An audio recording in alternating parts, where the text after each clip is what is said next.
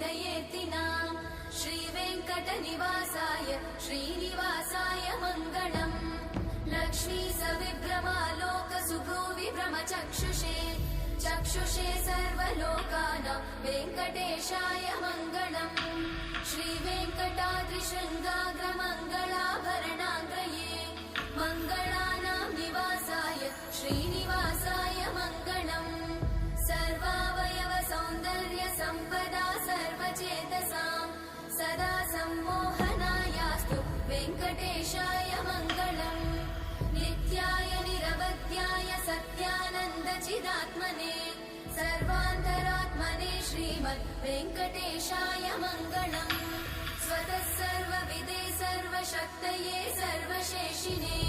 सुलभाय सुशीलाय वेङ्कटेशाय मङ्गलम्।